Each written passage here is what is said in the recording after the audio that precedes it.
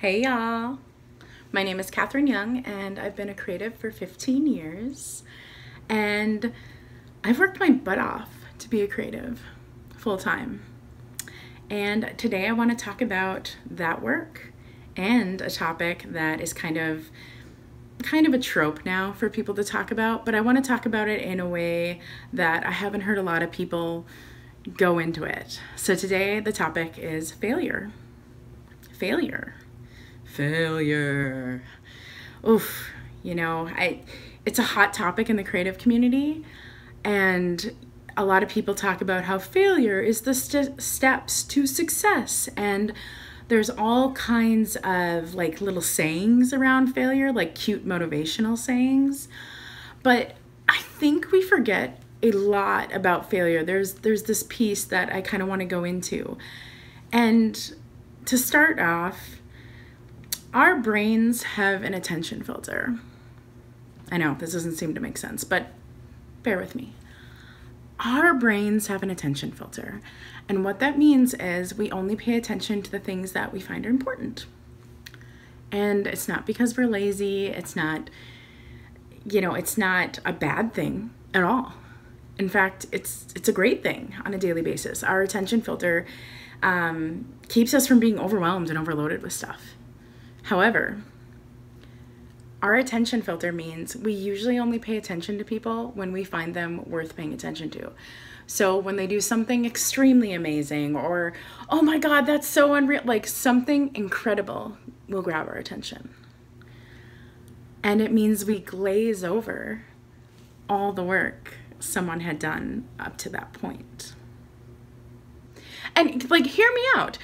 Our society is built on this attention filter aspect of us as humans. Just think about the stories we tell, religious, fairy tales, all these stories. They usually glaze over huge chunks of information and then start with the good stuff. God, even think about Cinderella. She had at least a decade of hard work, trauma, all this stuff. And then they're like, sorry, Cindy, we're just gonna mention that it happened, say that it sucked, and then fairy godmother. Am I right? Just think about it. We glaze over everything Cindy went through, all the work, how she was determined, all of it. And then fairy godmother. Magically it happens, magically works out. Now, yes, there's a whole story in there, all things to go, but we jump over all of the works and all that she went through. And we do it in society. We do it all the time when we see people who are successes. We instantly jump over all the work that they went through, all the failures, all the things that didn't become great big things. So one thing you can do when you find someone becomes an instant success is you can kind of look back and you can see that success does leave evidence. Most of the time when somebody becomes, instant success, they've probably been working for a really long time on something. And if you look back, the things that they did weren't that great and might even be considered a failure because they weren't that great. And that's okay, because failure is still work. And failure being still work becomes all those cliches about failure is the step to success and you have to fail to succeed. It does. It comes back to all those cliches.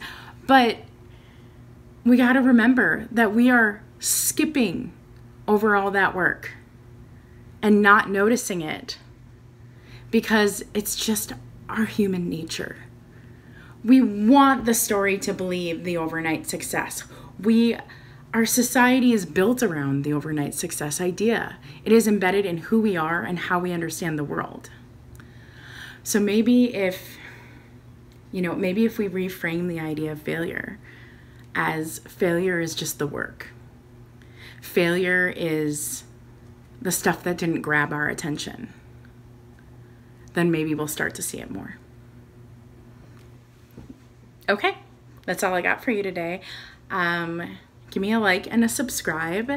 And what is your success story, I'd love to hear it. Talk to you later, guys. Bye.